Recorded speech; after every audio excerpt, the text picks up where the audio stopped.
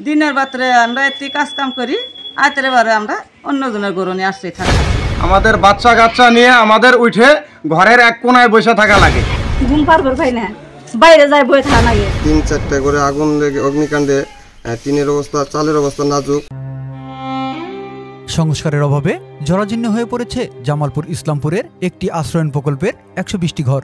এক যুগ পেরিয়ে গেলেও হয়নি সংস্কার। জরাজীর্ণ ঘরে সীমাহীন দুর্ভোগের মধ্যে বসবাস করছেন বাসিন্দারা। অনুপযোগী রাস্তাঘাট, টয়লেট আর বিশুদ্ধ পানির সংকট সহ নানা সমস্যায় ভোগান্তি আরও বেড়েছে। তবে প্রকল্প এলাকায় নতুন করে ঘর নির্মাণের আশ্বাস স্থানীয় প্রশাসনের।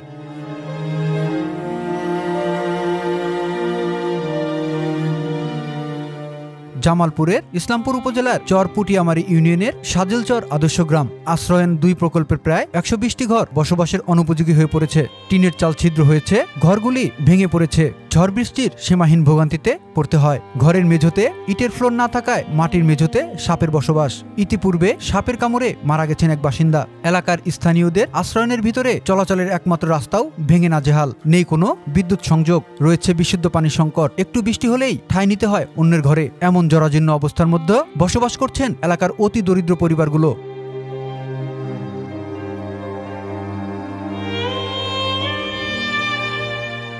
আঙ্গরে সরকারে এই 15 বছর আগে আঙ্গরে আশ্রয় কেন্দ্র করে দিছে, তারপরে আঙ্গরে কেউ খোঁজখবর নেয় নাই।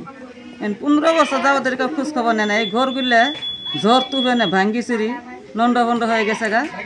বৃষ্টি আইলেন তো আমরা ঘরের মধ্যে থাকতে পারি না। ঘরটা আঙ্গর দিছে তুলে ফুলটা ফাঁকি দেয় নাই, কাঁচা দিছে। তার ভিতরে দুরা গাঁথা করার পরে সাপ ঢুকে। এই সাপ ঢুকার পরিবর্তে কিছুদিন আগে আঙ্গরে একটা মহিলা মারা গেছে। দিনের রাত্রে আমরা একটি কাজ কাম করি, আইতের বারে আমরা অন্যজনের গরু নিয়ে আসছি থাকতাছি। সরকারের কাছে এই আবদার জানাইলাম, অনুরোধ আঙ্গরে থাকার মতন জানালানি সহযোগিতা করে দেয়, আমরা যেন করে দিয়ে খাইতে পারি, থাকতে পারি। আমাদের আদর্শ গ্রামের ঘরগুলো ভাঙা, বৃষ্টির পানি পড়ে, আমরা বৃষ্টি যদি রাতে বৃষ্টি হয় আমরা ঘুমোতে পারি না। আমাদের বাচ্চা কাচ্চা নিয়ে আমাদের উঠে ঘরের এক কোনায় বসে থাকা লাগে। আছে 1 শতাধিক পরিবার।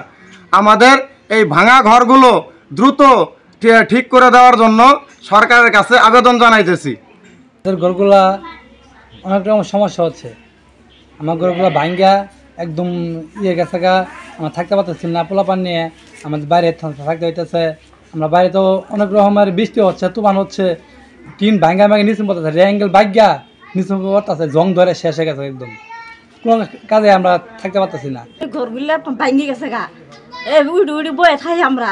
দৌড় দৌড়ি পানি পরে পুনাই নিয়ে ছোট বাচ্চা নিয়ে বয়ে থাই, ঘুম পারবার পাই না, বাইরে যায় বয়ে থাকা লাগে। এই যে আদর্শ গ্রাম থাকি অনেকদিন ধরে। এখন তো আঙ্গুর ঘরে টিন নাই, টিন ভাঙ্গা ঘর থাকতে হয় না। বৃষ্টি বদলে আরেকজনের ঘর আশ্রয় নিছি। বছরের পর বছর আশ্রয়ণ প্রকল্পের এমন দুর্দশা চললেও নজরদারি নেই কারো। প্রকল্পের ঘরগুলোর সংস্কার কিংবা নতুন ঘর নির্মাণের দাবি ভুক্তভোগীদের। সংস্কার অথবা নতুন ঘর তৈরিতে দাবি জানিয়েছেন স্থানীয় মেম্বার ও ইউনিয়নের চেয়ারম্যান। আনন্দবাজারের আশ্রয়ণ প্রকল্পে বর্তমান যে অবস্থা, টিনের যে অনেক দিন আগে শেডগুলা করা হয়েছিল, 3-4টা করে আগুন লেগে অগ্নিকাণ্ডে টিনের অবস্থা, চালের অবস্থা নাজুক। ওইখানে বসবাস করার মতো কোনো উপযোগী না। 3-4 বছর আগে যে নতুন শেডগুলো হয়েছে ওইখানে এখন পর্যন্ত বিদ্যুৎ সংযোগ দেওয়া হয় নাই।